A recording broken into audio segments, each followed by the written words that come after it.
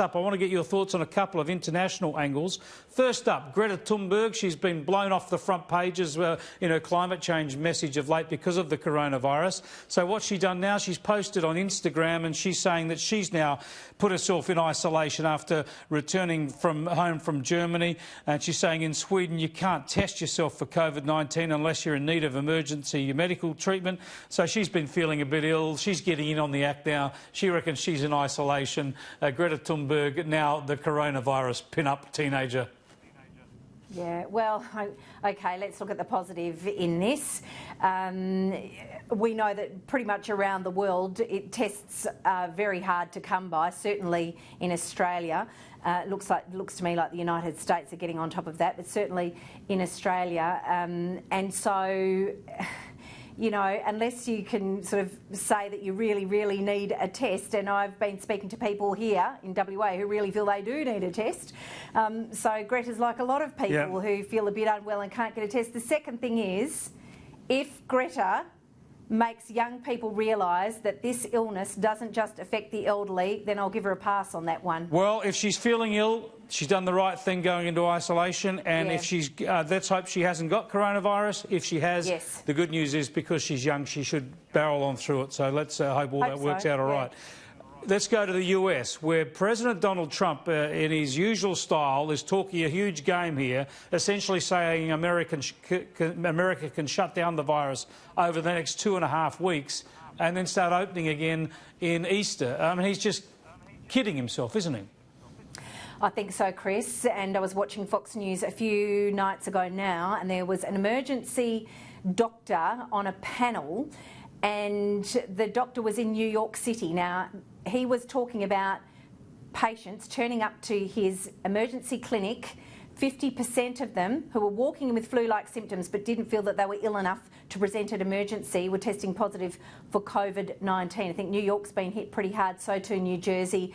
I understand that what Trump is now saying is perhaps getting the economy going region by region, but as we've seen with our government, and it's really tough medicine for people to take, we have to shut it down. I understand Trump's going into an election, and I know that a lot of his followers will probably support his stance, but he is talking a big game. I think we'll watch this day by day, but honestly, health comes first. And I just want to touch on that, Chris. I've been trying not to go out at all. I've been broadcasting from home. We've got very strict regimes in here in Sky Perth. I had to go to the shops today to get some goods for a man in need, and I can tell you I'm disappointed to say that the social distancing message still isn't out with some members of the community.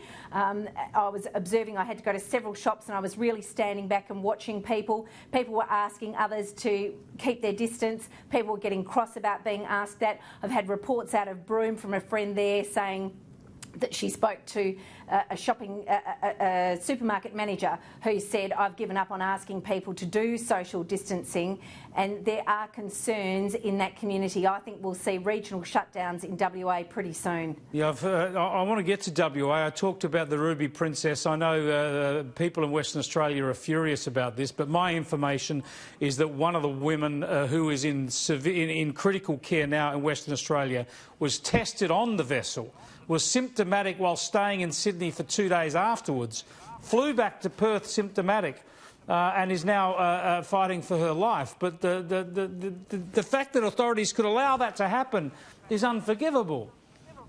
It is absolutely shocking, Chris, and good work by the Australian newspaper. I was on the front page on Saturday night, and that story came through that people were allowed to disembark that ship in Sydney at 29 minutes past 2 in the morning. Now, what does that tell you?